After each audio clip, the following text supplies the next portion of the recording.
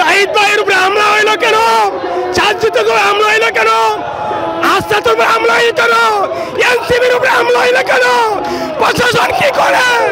এই বাংলার মাটিতে প্রশাসন কিনা দেশ স্বাধীন করে আছে আর পঙ্গু আছে এখন পর্যন্ত। এই বাংলার মাটিতে আমাদের স্বাধীনতা ভাইয়ের উপরে হামলা হইলো কেন?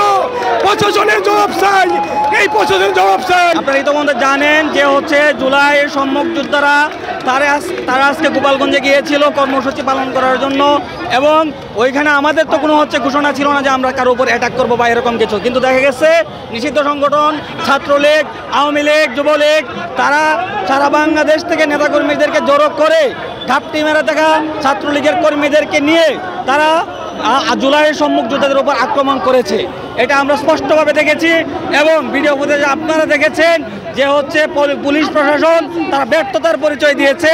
যখন তারা এই নিষিদ্ধ সংগঠনের নেতাকর্মীরা আক্রমণ করতে গিয়েছে পুলিশ তখন পিছিয়ে গেছে, আমরা স্পষ্টভাবে দেখেছি।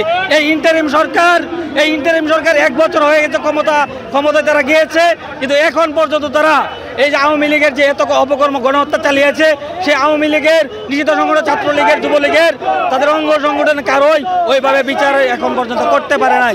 আমরা মনে করতেছি যে হচ্ছে এছাড়া আমরা আরেকটা বিষয় স্পষ্টভাবে বলতে চাই যে এই হামলা যে হবে এটা কি বাংলাদেশের গোয়েন্দা সংস্থা তারা জানতো না? তো জানার পরেও তারা কেন পুলিশ প্রশাসন এবং পর্যাপ্ত সশস্ত্র বাহিনী তারা মোতায়েন করে নাই, এবং এখন পর্যন্ত কেন গোপালগঞ্জে এই অপরাধীদের আখ্যা বানায় রাখছে সেটা আমরা জানতে চাই।